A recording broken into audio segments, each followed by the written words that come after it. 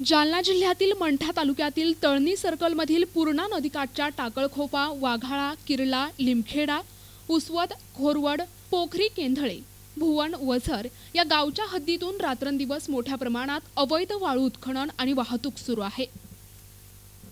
पूर्णा नदीकाठच्या अवैध वाळू उत्खनन आणि वाहतुकीकडे तालुका आणि जिल्हा स्तरावरील महसूल, पोलीस, आरटीओ यांनी कारवाईकडे अर्थपूर्ण दुर्लक्ष केले अशाही तक्रारी वाढल्या आहेत।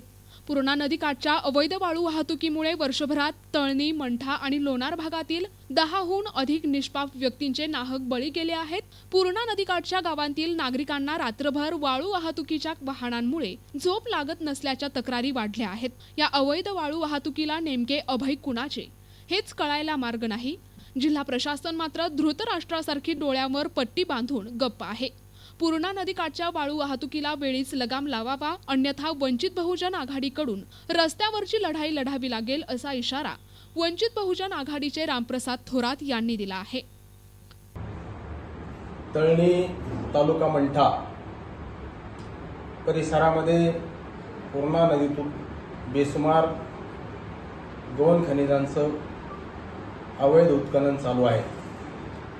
प्रशासन धृतराष्ट्रासारखी डोळ्यावर पट्टी बांधून बसलेले आहे। रेती माफिया सुसाट वेगाने बेदरकारपणे वाहने चालवून निरापराधांचे बळी घेत आहेत। मंठा तालुक्यातील प्रशासन किती बळींची अद्याप वाट पाहणार आहे? या सगळ्या अवैध उत्खननाच्या पाठीमागे नेमका कोणाचा वरदहस्त आहे?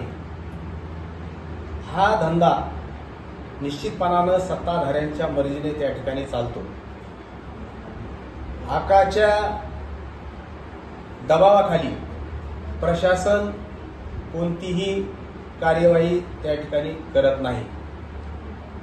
अलीकडच्या काळात सिराज आतिफ शेख, ज्ञानेश्वर शिवाजी सरकटे, मुंजा सखाराम तेजवान अशा काही व्यक्तींचे बळी या अवैध रेती वाहतूक करणाऱ्या लोकांनी त्या ठिकाणी घेतलेले आहेत।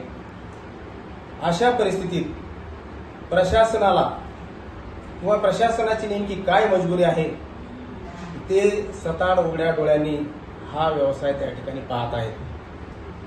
हा प्रश्न संपूर्ण जनता या मतदारसंघातील त्या ठिकाणी विचारत आहे आणि म्हणून प्रशासनाला वंचित बहुजन आघाडीचा सवाल आहे, तात्काळ याला लगाम लावा, नाही तर वंचित बहुजन आघाडीला रस्त्यावर उतरावं लागेल। प्रतिनिधी अमोल राऊत, NTP न्यूज मराठी, मंठा, जालना।